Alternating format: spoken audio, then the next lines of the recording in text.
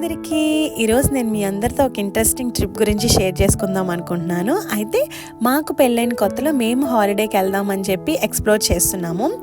అందరూ నార్మల్గా థాయిలాండ్, మాల్దీవ్స్, తర్వాత మలేషియా, సింగపూర్ ఇవే వెళ్తున్నారు కదా. సో మనం ఎందుకు ట్రై చేయకూడదు ఒక కొత్త ప్లేస్ని? అట్ ద సేమ్ టైం మాకు కూడా కొన్ని రిక్వైర్మెంట్స్ ఉన్నాయి.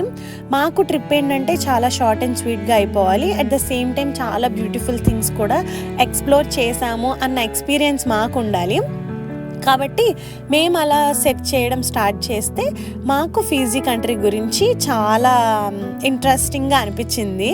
ఎందుకు అంటే కొన్ని కంట్రీస్కి మనం వెళ్ళాలి అనుకున్నా కానీ మనకి వీసా చాలా ఇంపార్టెంట్ కదా. సో మనం ముందు అప్లై చేస్తే అది 3 monthsకో 4 monthsకో అప్రూవ్ చేస్తారు. అండ్ దెన్ మనం హాలిడే ప్లాన్ చేసుకోవాలి.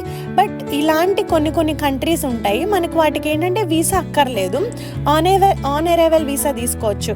సో దట్ మనకి ఏంటంటే ఇన్స్టెంట్గా అనుకుంటే చాలు, మనం టికెట్స్ బుక్ చేసుకొని అరైవల్ వీసా తీసేసుకుంటే అయిపోతుంది.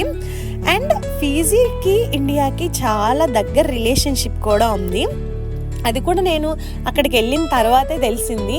ఏంటి వీళ్ళందరూ ఇండియన్స్ లానే ఉన్నారు, but at the same time వాళ్ళు మాట్లాడేది ఇంగ్లీష్ అర్థం కాలా ఏంటి అని హిస్టరీ అలా చెక్ చేస్తే తెలిసింది ఏంటంటే అప్పుడు మనల్ని బ్రిటిష్ వాళ్ళు పరిపాలించే వాళ్ళు కదా.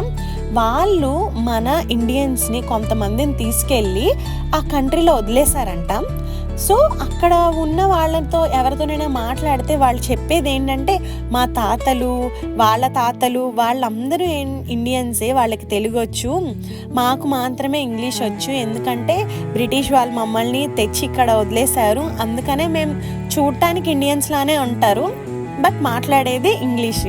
అదొక్కటే డిఫరెన్స్.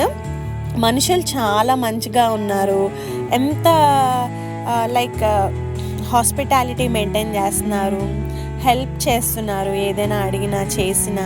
నాకైతే చాలా మంచి ఎక్స్పీరియన్స్ అనిపించింది. అండ్ మీ అందరితో ముందు వీడియోస్లో క్లియర్గా ఎక్కడెక్కడికి వెళ్ళాము, ఏం చేసామని చెప్పి షేర్ చేసుకుంటా. అంతే వీడియో. Bye bye.